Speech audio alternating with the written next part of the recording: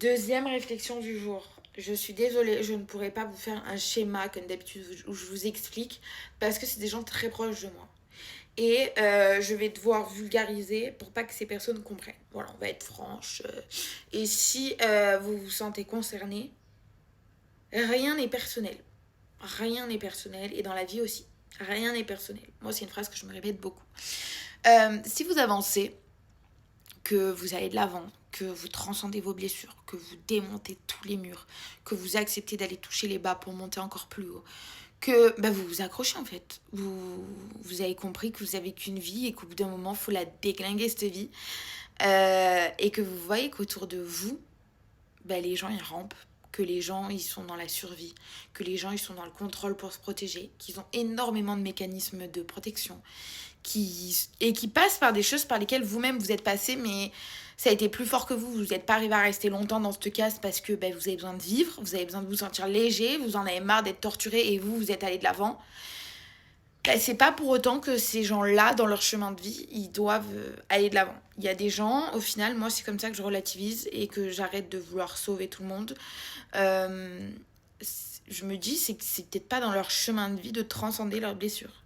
Ils devront peut-être être rongés par leurs blessures, avoir une maladie. Peut-être que la maladie leur fera un déclic. Peut-être qu'ils auront un déclic sans maladie, juste avec une phrase un jour dans une discussion.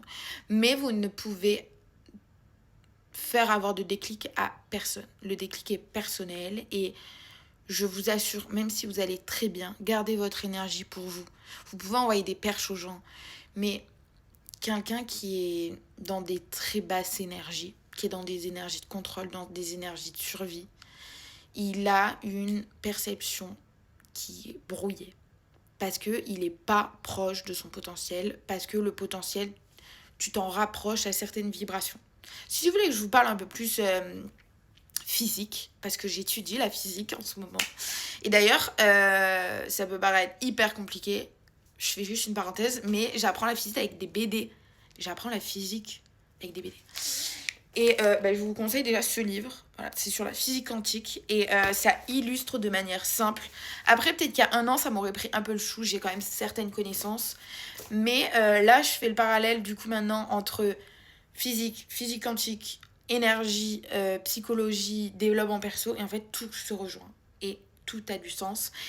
Et le truc, c'est que du coup, je deviens de plus en plus consciente et je vois toutes les blessures de mon entourage. Et aujourd'hui, ce que j'apprends à mettre en place depuis mon retour de Bali, c'est aussi me préserver. Et c'est pas parce que je vais bien que